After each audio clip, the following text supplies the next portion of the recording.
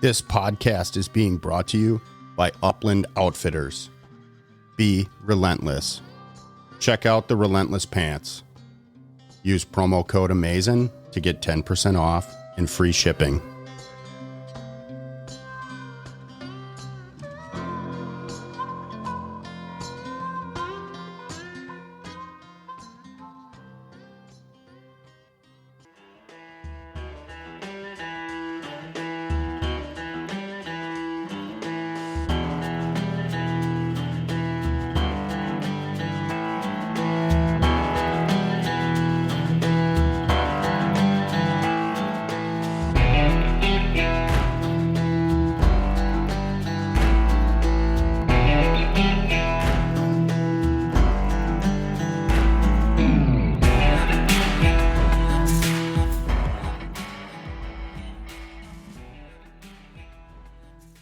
This is your host, Brian, and this is another episode of the Amaazen Outdoors podcast.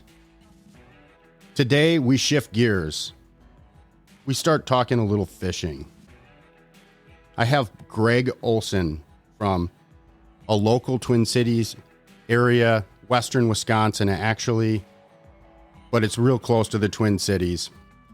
Kiap-TU-Wish, I can't pronounce it. Sorry, Greg. Anyways, Greg is the chapter president for this local TU group. Listen into some of the unique things that we have here in western Wisconsin, and specifically the Kinni River. And it's got some issues going on, so we're trying to shed a little light on that. So enjoy the episode.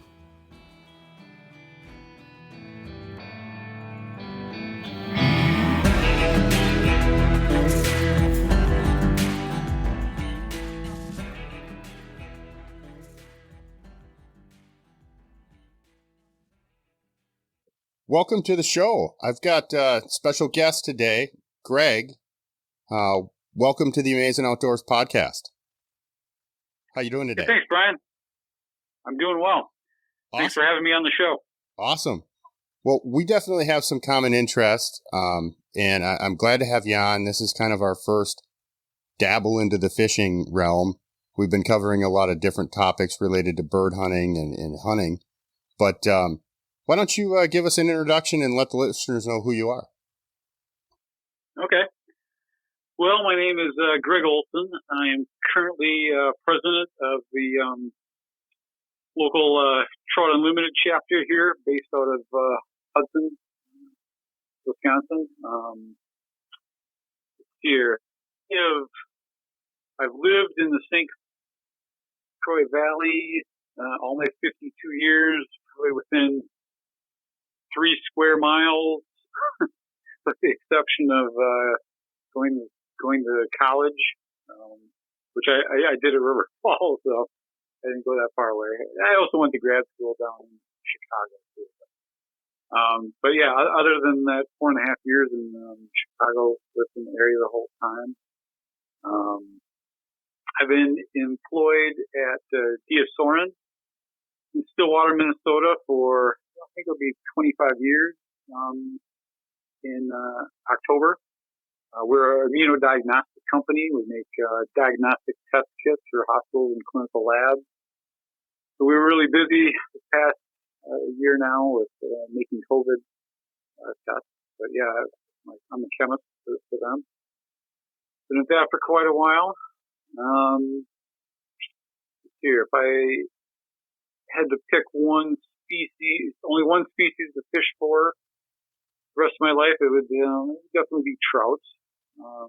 So with that, yeah, you have a love for trout. How'd you get into being part of Trouts Unlimited, and kind of how'd you move up through the ranks within your local chapter? Yeah, well, we can go way back. So I was born in Hudson, and then in 4th grade, I made the traumatic move to North Hudson, but it meant a different elementary school. And there I met Matt, became my best friend, and you're too young for this, Brian, but back in the day, grade school kids actually did paper routes. So kids actually delivered newspapers. Believe it or not, maybe I'm an anomaly, but I did do a little bit of a paper route when I was in grade school.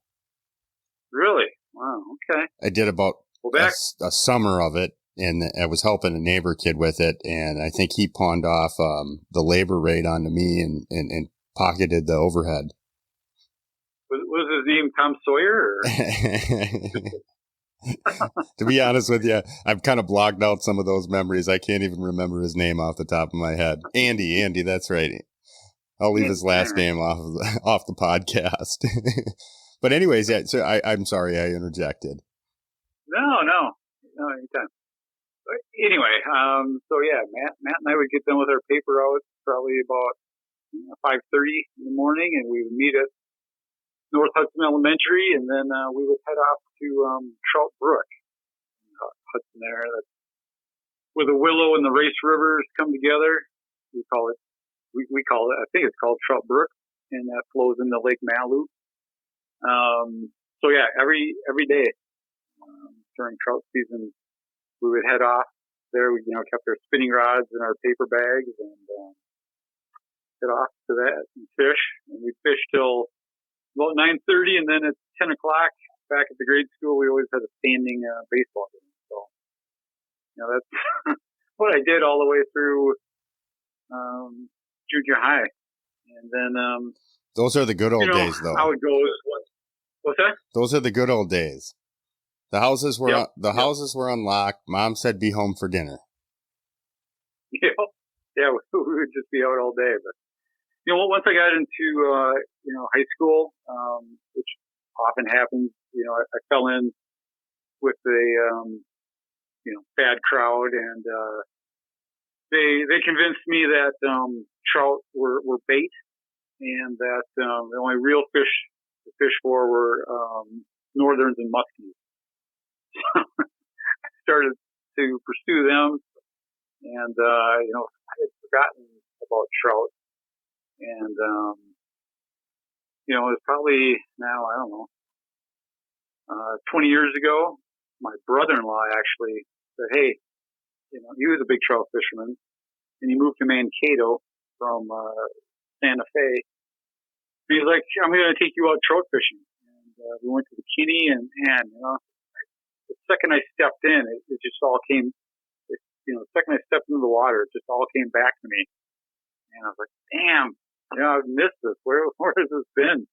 And just fell in love all over again with the sport.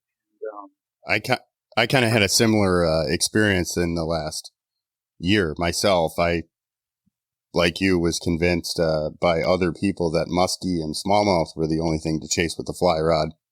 And then my folks moved down to Florida, and I started chasing some snook on the beach down in Florida. And boy, oh boy, it was very hard to motivate to go back into the trout stream. And this spring, my buddy really got on me. All right, let's go. And we hit a couple of nice hatches, and I've been a little bit more reinvigorated with the trout streams these days. Yep. Yeah, good. But yeah, and then, one day I was Cub Scout leader of my son's troop, and the Kiap-TU-Wish Trout Unlimited chapter had recently done some rehabilitation work on Pine Creek, south of Maiden Rock there. And I found out that they were looking for volunteers to reseed, to collect prairie seed up on the bluff there, bring it down to the creek, and reseed that with native prairie seed. I was like, oh, that's a great service project for our group. And while I was doing that, the president of the chapter, Greg Beadle, came up to me and started talking to me and asked me, he basically invited me to a chapter meeting, and I was involved in the chapter with volunteer projects and stuff like that, and got invited onto the board, and just past year, then the outgoing president invited me to asked if I would be if I consider being president. They said I would, and here I am. How does that all work with the local chapters? I mean, do you, is there kind of a vote-in process with all the members in the local chapter, or is it done by board level? We have a vote, and ask for nominations, and then the chapter votes. Yep. Very neat, very neat. Yeah. But, so you love trout. You'd love to fish trout the rest of your life. Have you pursued other species with the fly rod? Yeah, I love fishing for smallmouth bass on the St. Croix. I live in Lakeland, Minnesota now, a couple blocks from the St. Croix, so still enjoy that. We have a cabin up in northern Wisconsin that the lake that we're on actually has a healthy smallmouth bass population as well as bluegill and crappies. So fish all that with a fiberglass rod, fiberglass fly rod, and pike. Speaking of Florida, I've been to the Bahamas and Cayman Islands, and I really enjoy fishing for bonefish and permit with the fly rod too. Those are two species that I have not personally pursued, and I would love to. I have a free place to stay in Southwest Florida, walking distance from the beach, where got some of the best fishing around down there. So it's kind of hard to go anywhere else right now, but it's definitely on my list. I think you would really enjoy it, because it's a lot like hunting. You're trying to see these bonefish before they see you, and you're staying low, you're stalking to within casting range. And, I think you'd really like it.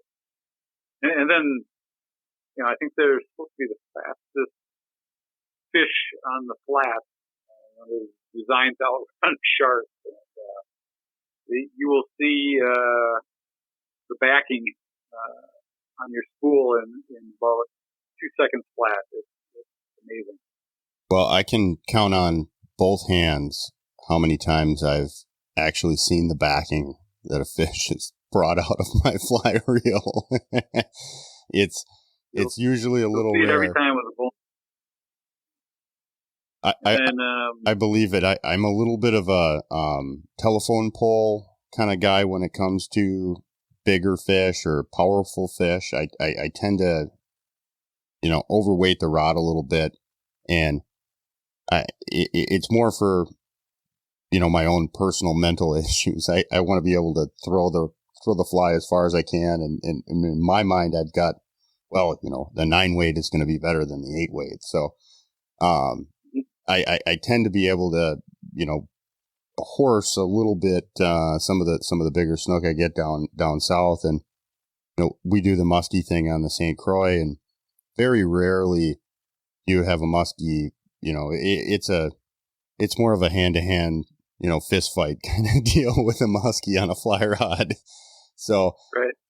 You really got to go south and get into that saltwater to really experience some of that. And it's been on my list of thrills to seek here in the near future. Yep. And, the nice thing about bonefish is, present the fly without spooking them, make with a reasonable, representation of a shrimp or a crab. They'll generally eat, whereas permit, they're so frustrating. I believe it was Thomas McGuane that said permit is the reason why rum was invented. They know you're there, and they just ignore you and keep eating, and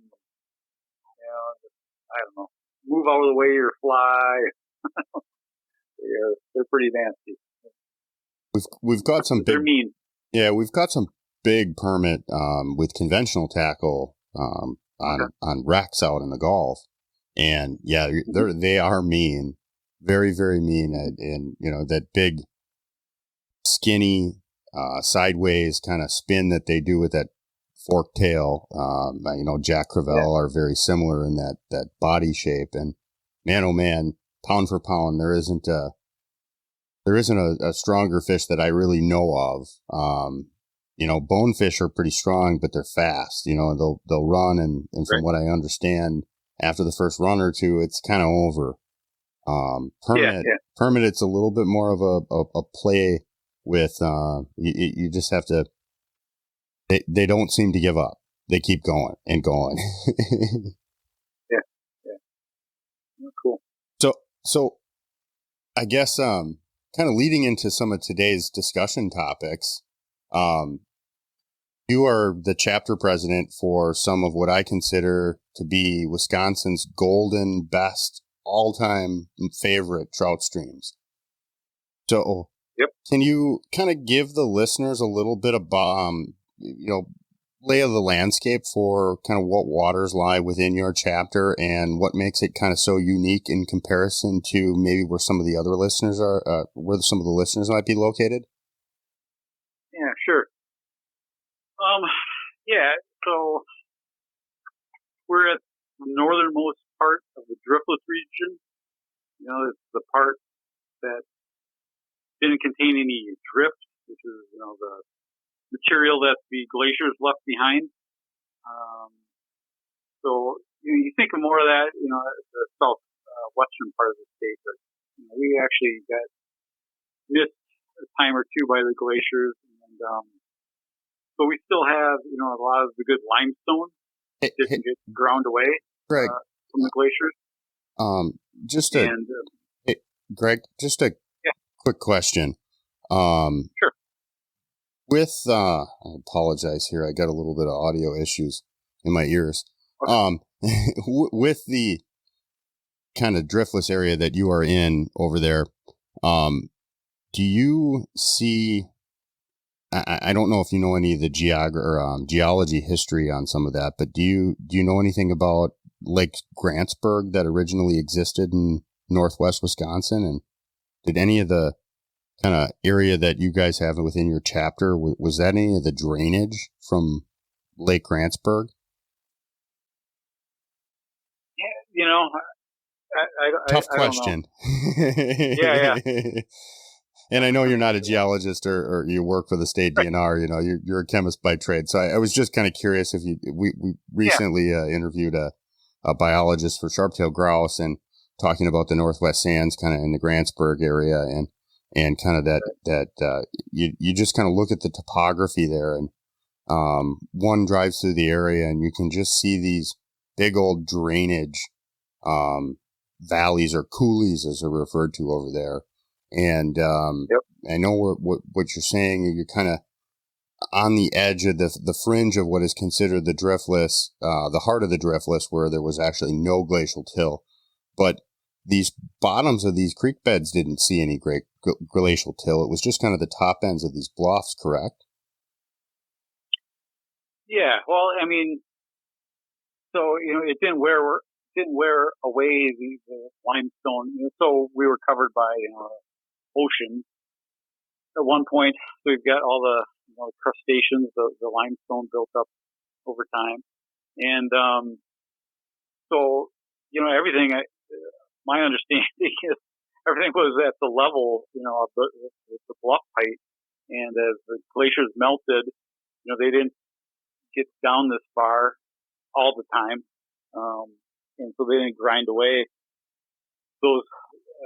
What is now the bluff, but then as the glacier melted, all these rivers formed, and it just eroded, down through that softer limestone and sandstone, to make the river bottom, and that limestone provides a good buffering pH for a lot of the plant aquatic vegetation. And then all the trout food, they all have the exoskeleton, and they're using that dissolved carbonate to make that skeleton. So, it's an area that's really good for food for the trout, and that limestone and sandstone also makes for really good springs. It's able to percolate that rainwater through and release it slowly. So you got those two things in combination, and you wind up with some really great rivers. And I'm not sure if it's still the case. I think so, but I mean, the Kinni River, in River Falls, is for trout per mile. I mean, I think that is the best in the state. Yeah, I think at one time it was listed for maybe 9,000 trout per mile. Yeah. Yep. And I know the Rush, which is very close in stature, I think it may parallel a little bit from I think the Kinni actually gets a little bit more recognition than the Rush, but I think the Rush is roughly 4,000 or 5,000 trout per mile, at least the last time I looked. Yep. And then you got the Trimble in between. That's a really good trout stream. Our chapter's been doing a lot of projects on that improvement project. That just keeps getting better and better every year. It's amazing. Is it County S? I can't remember the county road for the Trimble, but anyways, I was just south of County O. County O. That's right. Yeah, I was just south of Highway 10, and I know you guys have done some work in that particular area, and it looks wonderful. And the trout fishing has gotten a lot better. At least in the short term, it goes in those ebbs and flows as we've discussed in the past. But the restoration project you guys did in that area, I can't remember what the little creek is that flows in there. But anyways, that particular stretch is fantastic in comparison to what it was. It was box elder covered stream that was prone to beaver ponds and very little trout in there. Yep. And then, we've done, projects on Pine Creek, just south of Maiden Rock, on County A there, and Plum Creek in Plum City. That's really nice now. We completed a project there. Did you? I'll have to get down there. I actually was in, I think the River Falls paper about 8 years ago. One of the journalists was out dinking around, and he saw us trout fishing on opening day and came down and took a few pictures and wrote a little story, and we made the paper. But I love that little creek. Yep. That's a good one. Yep. So can you explain to the O'Galley in Spring Valley? That's another good one. Yeah, we go on. I mean, it's a ton of great water. Like I said, your chapter, I think I'm a little biased to it because I have so much of a knowledge base built up for that chapter, or your core area. But you can get into kind of the heart of the Driftless in Viroqua, Wisconsin, and beautiful, gorgeous area. But that's 3.5 hours, and I can be 45 minutes in some gorgeous, gorgeous trout streams, catching just as many trout as down there. Right. I mean, personally, I don't travel down there. Because, like you said, I mean, in 15 minutes I can have my boots wet on the Kinni. I think it's just as good. It's a little bigger water. I mean, it's like, some longer casts or whatnot. Or I mean, we also have just the small water too. So it's a really good combination. I love it. There's a couple of those streams that are very small water and very technical that hold some very large trout, and they will surprise the heck out of you. Yep, that's true. So can you explain to the listeners what a habitat, like I said, we've been discussing habitat for bird management a lot, and I've got listeners all over the country. I mean, in places where there isn't trout streams like we have. So can you explain to the listeners what a habitat project from Trouts Unlimited and what that kind of encompasses? Well, yeah, I mean, it's a loaded question. I mean, you have a lot of variables that play into it, but there's some similar components that go into it. Kind of, like one might manage a piece of property for quail. There's components that have to be involved in order for quail to exist there, much like cold water trout streams, there's got to be bug components and all that kind of plays into the landscape and the dynamics on how that stream flows through the landscape. Yep. Yeah, every stream is different.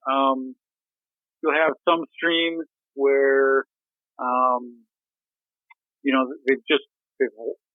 they've washed out. They've gotten a lot wider, and slower then, and that's going to result, of course, in warmer water, which is an issue when we're talking trout.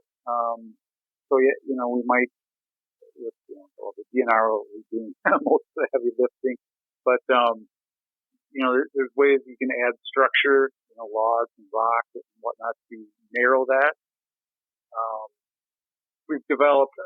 There's a guy, Lauren Haas, in our chapters developed something called aerostructure. It actually basically creates like a pinch point and really narrow. Did he have some work to do of the stream? Did he do some of that work on the trim bell? A lot of it has been done on the south fork of the Kinni and Plum Creek. Okay. I know. I'll have to go check that out. I know what you're talking about, though. That pinch point creates a fast-moving area, which typically holds a plunge pool below it. Yep, exactly. And that it'll speed up that water and flush all the sand out of there, down, back down to the cobble and the rock. Or, you might have, some really steep banks in a corner that are just constantly eroding away, as they get undercut and the whole thing just collapses. So a lot of times they will kind of knock back the bank, and, they've got a particular angle that they prefer. And, that way, the next time it floods, it's able to kind of go up and over easily, the stream bank instead of just cutting away at it. And then, when it drops, it, goes back into its original bed without, gouging away at the bank. So you use that technique. Is there a rock component to that? Yeah, they'll put rock in the corners to keep it from, cutting. Yeah, because I see in a lot of the Trout Unlimited areas, there's very large limestone, square kind of limestones put in these corners in a kind of a maybe 3, 4, 5 of them, and it creates that kind of deep hole on that bank, as well as an easy access for the river to overflow without eroding it. Right. Yep. And then put some of those giant limestone boulders in the middle of the stream as well. Again, it scours out below it, provides habitat. They might put in logs. We used to use, you remember the lunker structure? They would kind of tuck those in underneath the bank. They're kind of getting away from that.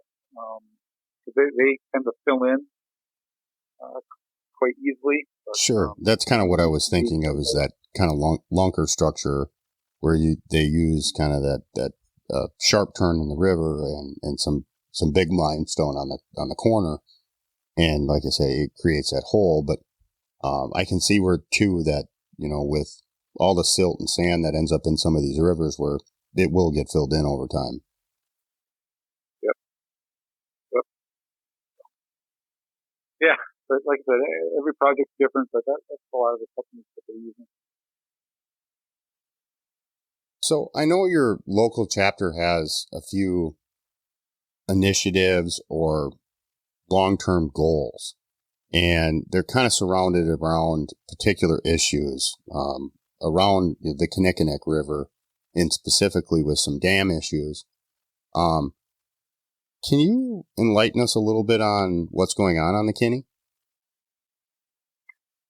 Yeah, so we were working with the various other groups in the Kinni Connect Land Trust and the city of River Falls, and to try to remove the two dams on the Kinni.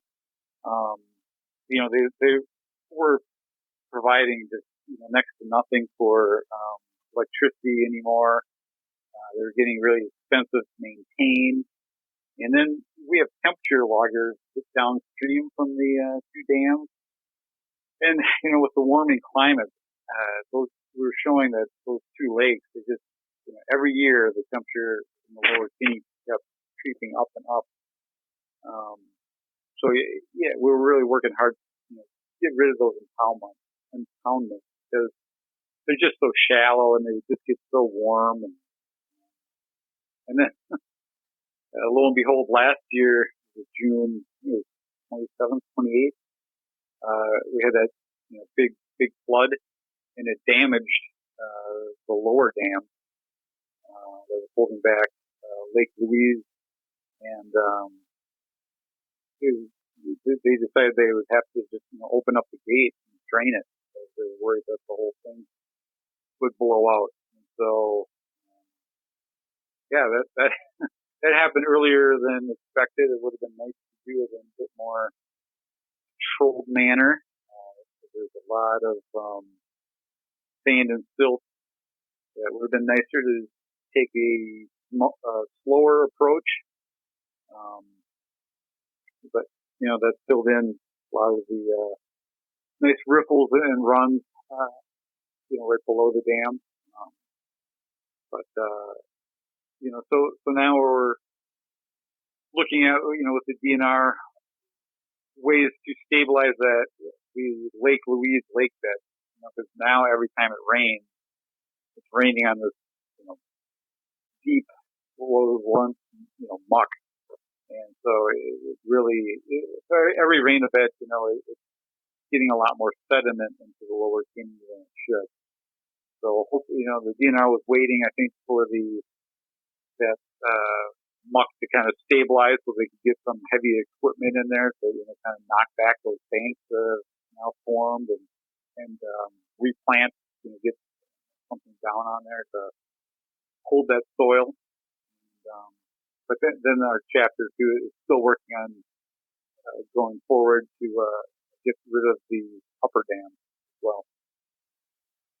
So obviously, dams with trout are kind of a oxymoron in a sense.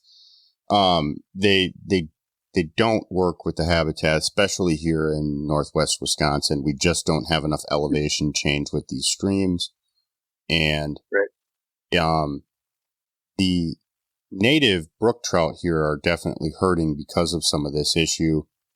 The Kinni has brook trout in it, and obviously years and years and years of warmer water being introduced has been a problem. And then you have the silt issues. But overall, in some of the conversations that you and I have had, the loss of brook trout habitat within your chapter area is also a big issue. Can you explain to the listeners a little bit on what kind of encompasses that problem? Yeah, so the University of Wisconsin, they did, some climate modeling work, based on how quickly we are warming. And they estimate by 2050, I believe it's 60% of our brook trout will be lost, unfortunately.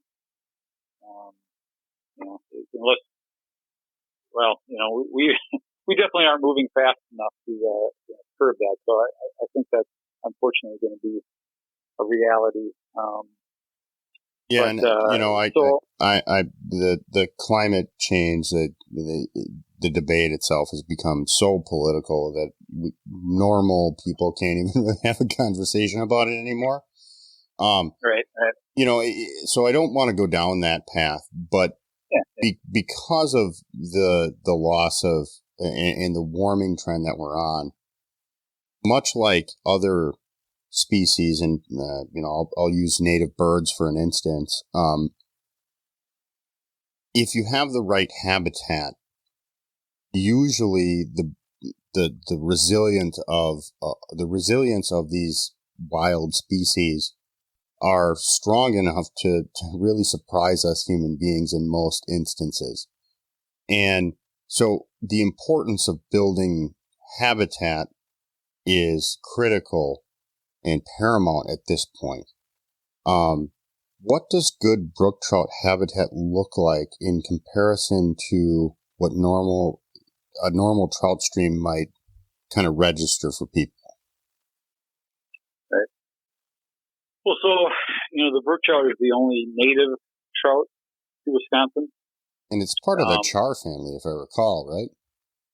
Yeah, technically it's not a trout at all. Yeah, it's a char. Exactly, yeah. Yep.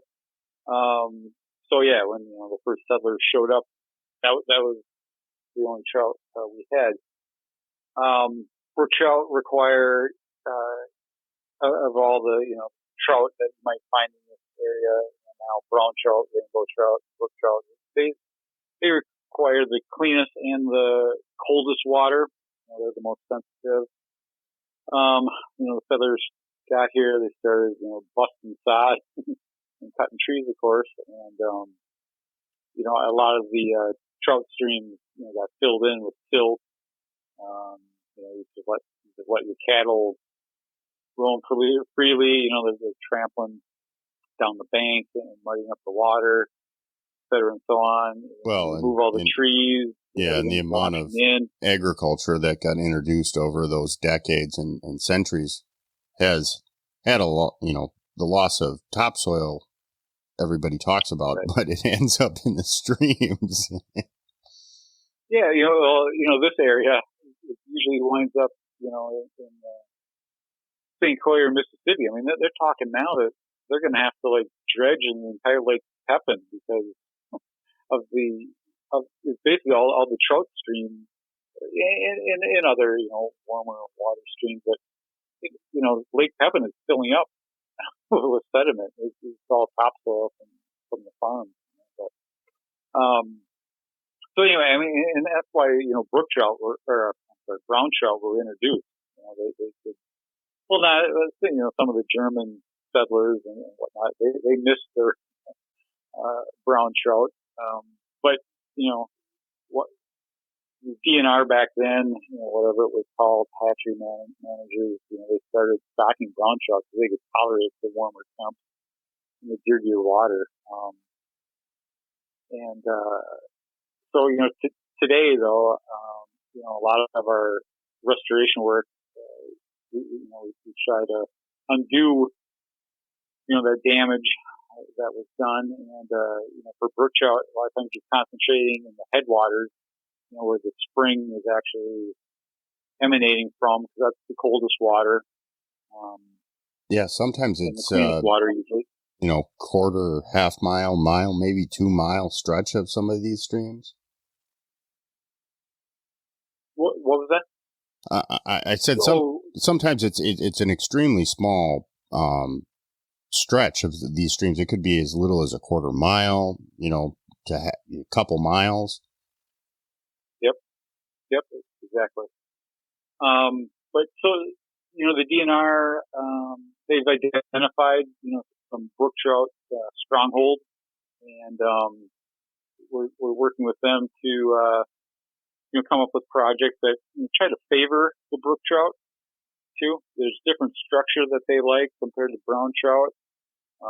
It's like a woodier structure and not maybe as deep. And there's some streams in the area that not only the headwaters but the entire length of the stream, pretty much, it's got such good strong spring flow that temperatures are optimum for brook trout throughout. So the DNR has really been targeting those to make sure that we have brook trout for future generations. So when you do these projects, are they done on mostly fisherman access kind of easement properties, or are they done on private lands, DNR lands, state lands? What kind of land? Because In Montana, and some of the other western states, the property owners own the stream bed, and here in the Midwest, it's considered public property if the waterway is. So can you explain some of the dynamics and partnerships that you guys might have with local landowners or other people that make some of these things happen? Yeah. No, I mean, you brought up a good point. I mean, we're truly blessed, that the state doesn't allow anyone to own the water, right? It's all of ours. And you're right. I mean, if you do go out west, you'll soon find yourself in trouble if you don't know where you're fishing and whatnot. Because you're right. You can't even drop a boat anchor. Exactly. Yeah, that's crazy, isn't it? I can't. I just thinking about I float the St. Croix. We mentioned it. Great smallie and muskie, fly fishing, conventional tackle. It's just a great fishery. But I couldn't imagine floating that river stretch and going through stretches of it where I couldn't drop an anchor. Right. Keep moving. Yep. We are extremely blessed and lucky. And because of that, it gives you and Trouts Unlimited kind of a unique potential to really make a big impact in some of these projects. And moreover than some of the battles that some of these other states face with private landowners. Yeah, for sure. I'll get back here your point in a second, but just when I'm out west and you hear about the Trout Unlimited out there, and it's so different. Their projects for the most part seem to be paying for high-priced attorneys to fight for water rights, to fight for dam releases and to fight for, less irrigation and stuff like that. Whereas we're, it's so different. Whereas we're, kind of boots on the ground helping out, the DNR, with these projects to make, even more trout water. So it's really different. But, to get back to what you're asking, like what the dynamics on where the DNR is working. Yeah. I mean, I don't want to say 100%, but for the most part, they're working on state land or they're working on projects where we've got, they've got easements with private land owners because, the work they're doing, they want the public to be able to use that. So they're not going to be doing, some parcel that's completely landlocked, private property, and the owner's not going to let anyone access. So, that's a very good thing. So, how do you go about, say, and I'm going to kind of tease a little bit of an episode that I hope we get on the podcast. I actually talked to Casey earlier this week. And she agreed to it, but she's really busy with work right now, so she's not going to be able to come on until June. But so you guys are working with the DNR on Katy Creek for brook trout restoration project. How does that work? Because I know a lot of, at least parts of Katy Creek, I know it's on private land. So how does Trouts Unlimited work with that landowner to do how do they incentivize the landowner to kind of get on board with these projects? Yeah. Well, the state sets aside money for easements. And so, the DNR, if there's a stretch that needs to be,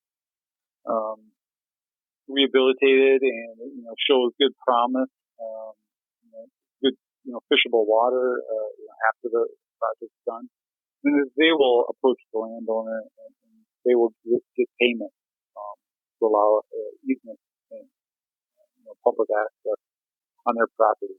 So, it's monetary.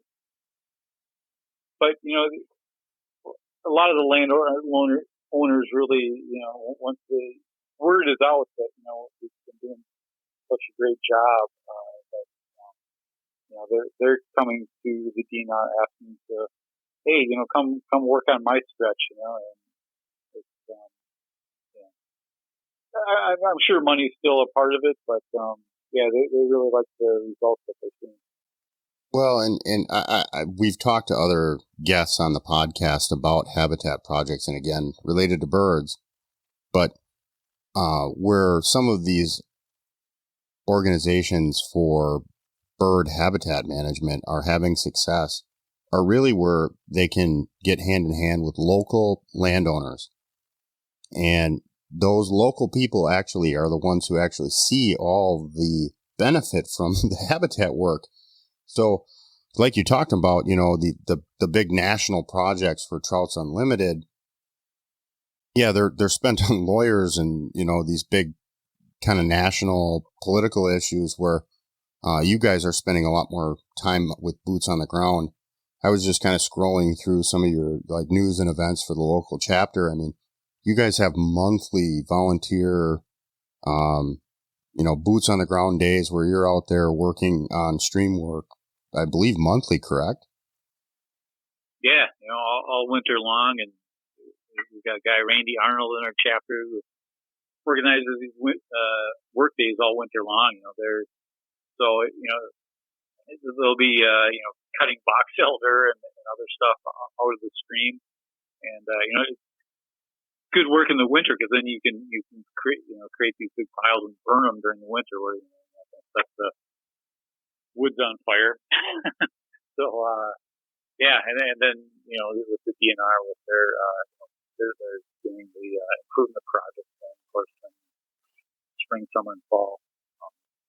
So yeah, year round we're helping out.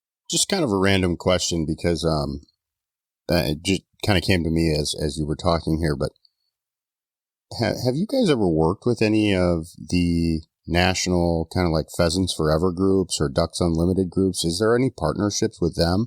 I know a lot of these riparian corridors hold a lot of wildlife. So do you guys work in partnership with some of the other kind of groups similar to yourself that like Whitetails Unlimited and Quail Forever and Rough Grouse Society? Right. I know we've done some stuff with Pheasants Forever. I think on that upper trim bell. That would make a lot of sense, and that's kind of why I was curious, because I know that a lot of the areas that you guys, some of the stream, it has a really good quail and pheasant habitat potential. So I was kind of curious. Yep. We've been, I think, Pheasants Forever too. They've been having like a youth day, I think, out by the trim bell there, and we've come out and helped them with that. So yeah, it's been fun. Awesome. I really think there's a lot of success long term with you guys collaborating with other groups that have buy-in, that have the knowledge and the surrounding property, because what you do for the water affects everything around that needs that water. Yep.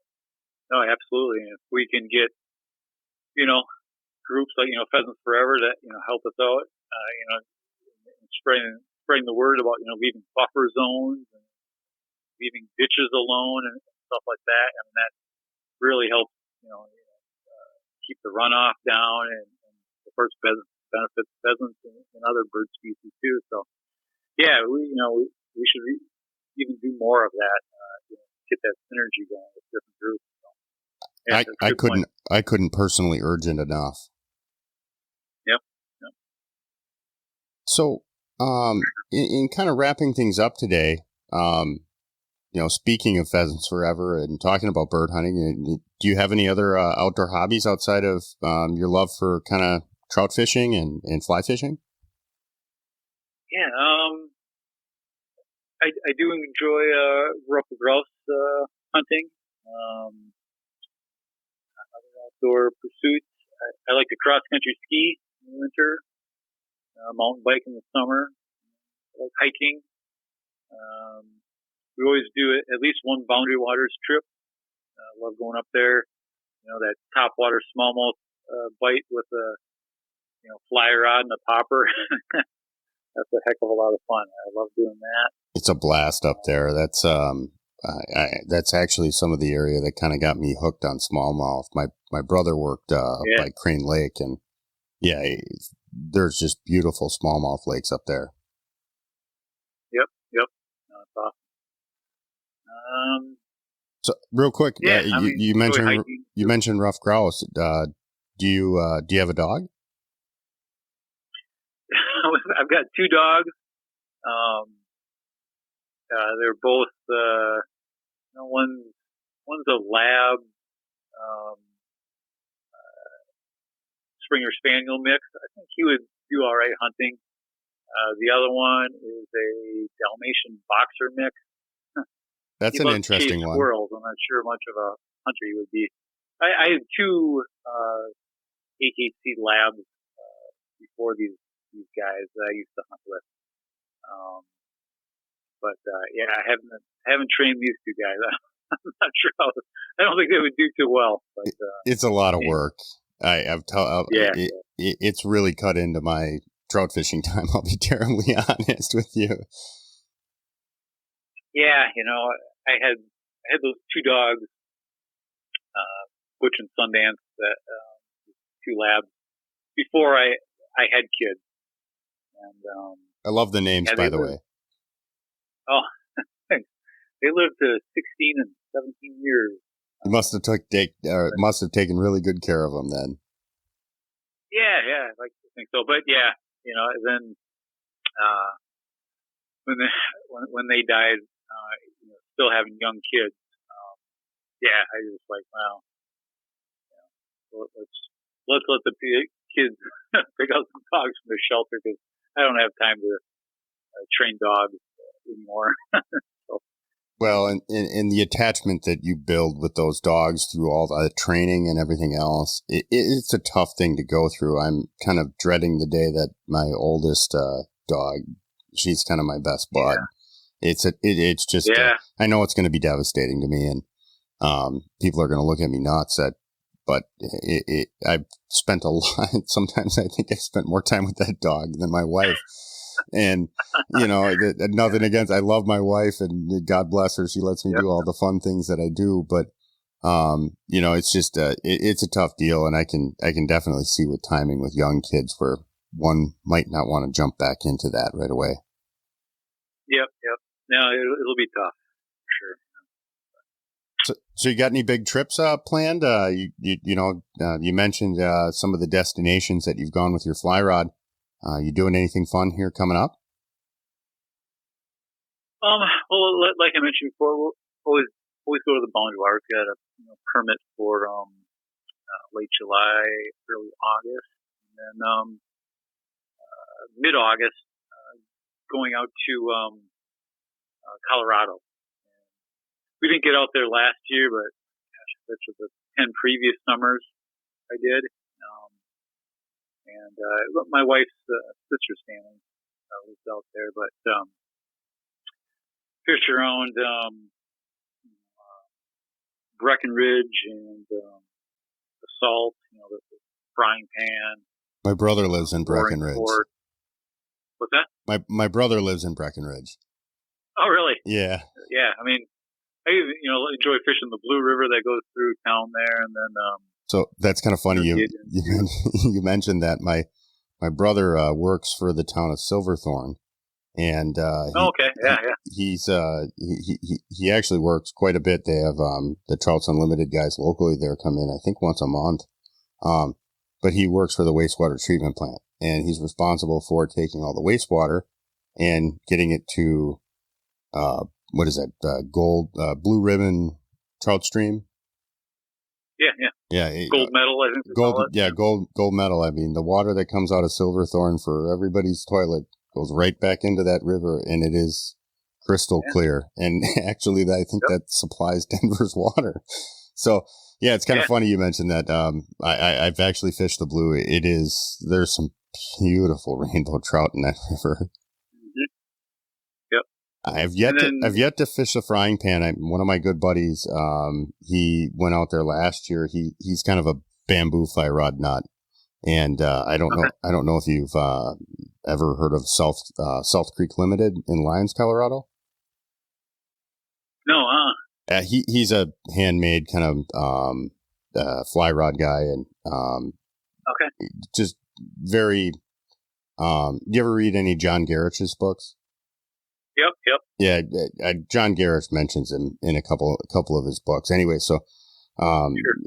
My buddy Jeff, he's in his mid-50s, and he's a nut when he goes off and does the fly fishing.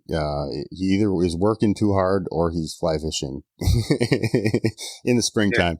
Yeah. And he got a rod from Mark out there at South Creek, and he fished the frying pan for the first time last summer, I think, or it was 2 summers ago, within the last 2 years. And he's been ranting and raving about it. So it's something that I packed my fly rods the last 2 times I went to Colorado, but I had an elk tag and I didn't kill an elk. So I didn't get to spend any time fly fishing. Yeah. All right, yeah, it's good out there. I also like that South Park area. Just over, get the passes, like Nebraska Pass, out of, you're going from Breckenridge to Alma. But anyway, the South Fork of the South Platte and Middle Fork of the South Platte. Those are really good. Arkansas River over by Buena Vista. Fishing that too. So, yeah, there's some gnarly water over there. I forget what is it? Is it the Gore? No, it's not Gore Canyon. It's escaping me. There's a canyon over there. There's the Gore River, right? Well, yeah, I know the Gore River, but I think it's the Arkansas River that goes through there, or does Gore River come through by Buena Vista? I'm escaping. Yeah, you're right. You're right. Yep. I think it's called Gore Canyon, but that's where all the rafting trips take place. Yeah. The reason I know we've been my brother's a rafting nut, so he's got a whitewater raft, and they shoot the canyon all the time, and he's always sending me pictures. So that's the only reason why I really know Buena Vista. Yeah. I've heard some of the mountain streams up there are really unique to fish as well. Tighter water, a little more technical, but great fishing. Yeah, and then you can hike up, 10,000 feet and fish some of these just gorgeous lakes. Just surrounded by snow-capped peaks, and you see these cutthroats. You can see them 20 feet down come to rise to your fly. It's pretty nice. So, yeah, definitely. Maybe take a day off from elk hunting, or get that elk quickly, and then do some fishing. Oh yeah, we won't go there. That's another episode. I've taken a brutal education over the last couple of years on elk hunting. It's not what they show on TV and on YouTube for elk hunting. It's not how it goes.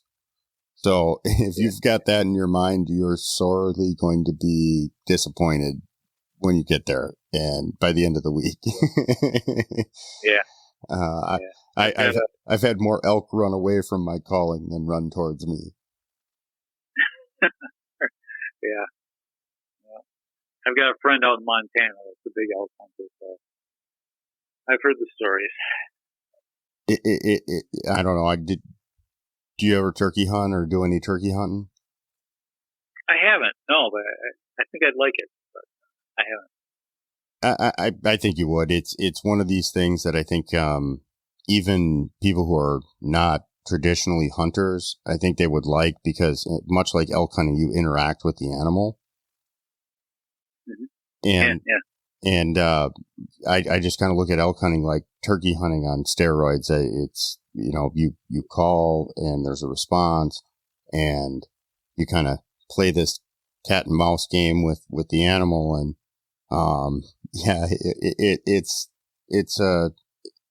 if you like adrenaline, and can handle it, you'll really like the turkey woods. All right. We were out a couple days ago. My uncle's up, and he's from Florida, so we leased some land up kind of in I don't know if it's quite in your chapter, just a little north of you. And we've had some great gobblers in the area, and boy oh boy, the neighbors are they must turkey hunt when we're not up there quite a bit, because these birds are really educated. I've been turkey hunting all around, and I've seen some really stupid birds before. These are not stupid birds. And I had one gobbling like 10 feet from me on a tree line 2 days ago. And my uncle was on the east side of me, and this bird's on the west side of me. And I don't know, to have that bird so close and to gobble, so that you can feel that reverberation in your chest. I don't know how anybody could not like that. All right. No, that sounds awesome. I woke up at 2:30 the next day just to go experience the same thing and not kill the animal. So cool. Well, anyways, Greg, I really appreciate your time here tonight.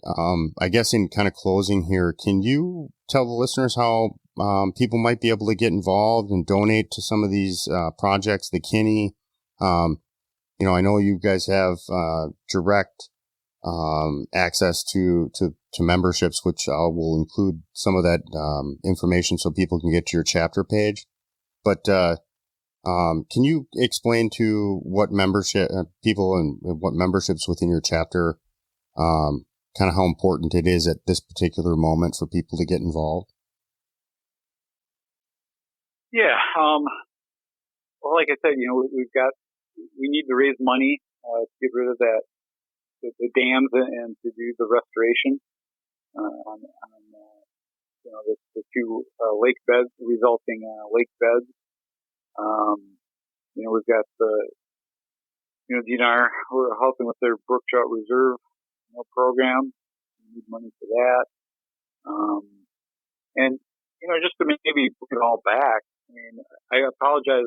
I called you a little late, but the reason was, my daughter called me up. She's a natural resource major at Stevens Point. She called me up and she's like, "Hey, Dad, I'm going trout fishing tonight." And I'm like, "Oh, yeah, really? Where are you going?" Like, this guy told me about Bloom Creek. It's supposed to be good. I'm like, "Oh, sounds like a good trout stream, And she's like, "Yeah, what flies should I use?" And, good caddis hatches going on around here. I guess I would look for those and maybe start with that. And, personal first choice right now. What's that? I said it's my personal first choice right now. Yeah, for sure. But, I got off the phone with her and I was like, how cool is that? That, the next generation, is still interested in trout and cold water resources. And, I think that's what it's all about, making sure, my kids, my grandkids, and their kids, are still able to experience this great sport that we love. And so, yeah, definitely a worthwhile, cause for volunteer efforts and money. And so, yeah, go to Kiap-TU-Wish.org. Kiap-TU-Wish.org. And, there's, toward the bottom, there's a ton of great information on there about, about the trout streams in the area. Oh, it's actually a really great resource. I've actually kind of poked on a couple times now over the last few weeks, and I'm really impressed with the amount of information that you guys have available on the site. And thanks. I will make sure that I include a specific link to the page, and then also below that how they can either donate or join your specific chapter. There's buttons right on there. Yep. For that. And like much of these other, or let me rephrase that. Like a lot of the other different chapters of whatever different habitat group and cause there is out there. The importance of joining at the local level. I assume that reigns true with Trouts Unlimited, that if somebody joins your chapter through your website, the money stays within your chapter and doesn't go to all these lawyers fighting dam projects that aren't locally recognized in western Wisconsin. Correct. You're correct. Yep. Okay. Yep. I wanted to make sure. Yep. And one question I do have in closing, and maybe we can kind of tease another, I'll have you back here in a couple weeks, a couple months, whenever it works with your schedule. Are you, Sure. Is Trout Unlimited and in your chapter specifically, doing, work today that you would consider different from what a lot of the other groups are for this kind of R3 initiative for retention and recruitment and all this stuff for kind of the next generation, like you touched on with your daughter? What I've found with a lot of these groups and hunting and fishing, it's so traditional, especially at the family level, that people who have not been exposed to that, or single parent, maybe a mother with a couple kids went through a divorce and dad moved out of state for a job, and she's got primary custody and doesn't have the exposure to get these kids into the outdoors, regardless of whether or not it's hunting or fishing. I think there's kind of some impotence that's going on within these groups today that, we need to try something a little different than what we've been doing in order to recruit the next generation of conservationists and anglers and hunters, to kind of take some of this stuff over for your generation. And even for, I'm in my mid-30s. I don't see a ton of guys my age involved in all of these groups. So is Trouts Unlimited doing anything different? And do you think we can have you on to talk about anything from a podcast perspective on what you guys are doing?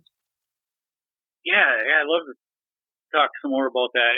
And you're right. I mean, we've really, other than last year, because of COVID and banquets were and wanting to be non-existent. outside.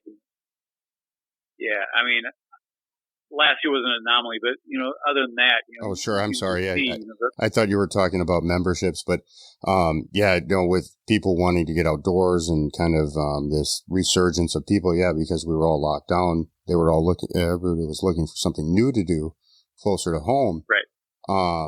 Yep. But it still didn't kind of fill the void that new hunter recruitment is not. And fishing, I think, to a certain extent, is not working at a pace that we need it to today.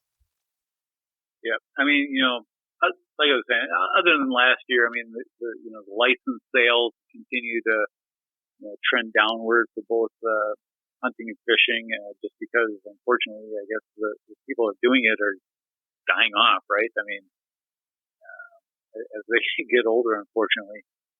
So we have a diversity committee, and we're working hard to recruit female members. Half our board now, I think, it is female. We've got a youth trout camp, that we help sponsor. We've got a Stream Girls program that we're trying out this year, getting Girl Scouts involved in fishing. We have 10 Trout in the Classroom program. We're introducing these kids in the area grade schools. I mean, they're raising trout fry from eggs, and then they're releasing them in the Willow River. Yeah, I was just out to one of those events here in the Twin Cities, and not only do they raise trout and release them into the river, but they learn about all the bugs, and they do water samples and do sampling for what kind of bug life is in the river, from mayflies to halgamites and everything else. Yep. No, it's just an awesome program. And then other than last year and this year, COVID, we can't do it, but we usually hold a fly fishing clinic in River Falls. Our chapter is sponsoring like a mentoring program. I mean, for any members or non-members, hey, drop us an email and we'll hook you up with a mentor.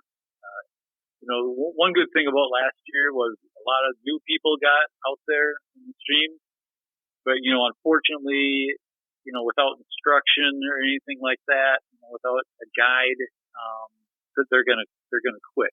It's kind of out of frustration.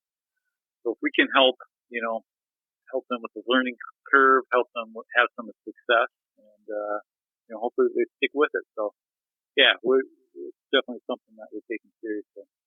Well, we'll have to talk after the podcast, or within the next couple of days here about me potentially donating some time here from the guide business. All right. I got the license all squared away with Wisconsin. I can legally get a guide license for fishing as a non-resident. Until I get my farm finished up and over across the river, I can't get my hunting guide license in Wisconsin, so I'm stuck to guiding in northern Minnesota, which, I twist my arm. It's not such a bad thing. No. But no, there's worse places. I just kind of got everything squared away, and I'm kind of working with the wife right now and going, where can we fit the insurance into the budget here? So I'm kind of ready to turn that funnel on. So I'd love to help and mentor, a new fisherman. And I've personally got some people into flying fishing, and I've got a few extra rods that I've loaned out to people so they can kind of play with it in the backyard and get kind of the concept down. And it's important. I think fly fishing in general, it has a mysterious kind of artful yet, I don't know, some kind of mysterious element, at least for me, because kind of the art. You hear Ted Nugent talk about, the mystical art of the arrow, or a mystical flight of the arrow. And I kind of feel the same way about the fly line. There's some people really pick it up, boom, right away. They understand it. And other people just cannot get the mechanics and the kinetics of it down. So there's kind of a little bit of a mystical element, and that's what always, I think, attracts people to it. Moreover than just grabbing a fishing pole and going out with a bobber to the local lake. Yep. So when you can capitalize on that and put somebody in touch with someone else who has that knowledge to pass down, you're creating the right recipe to retain that person in the long run. So if I can help in any way do that with your local chapter, I definitely want to get involved. Awesome. Yeah, really appreciate that. Be great. Especially getting, parents and kids into a new activity together. That's kind of anytime I can give the parent an opportunity to give their child a reason to get away from the television or the video games or the cell phone, what time do I need to be there? Yep. Oh, that's great. That's great. Well, I can't really thank you enough for coming on the podcast and sharing your story here and the information about the Kinni and some of the water I really enjoy to fish. So I really encourage the listeners to get involved in your chapter, especially the people who are here locally to the Twin Cities, or anyone that may be involved in the Twin Cities Metro chapter, but constantly driving across the river over there and fishing the Trim Bell. I'm calling you out right now. You need to get involved in Greg's chapter. So yeah, what the heck? All right. Well, excellent. I appreciate it. You have a wonderful evening, and we'll definitely be in touch. All right. You too.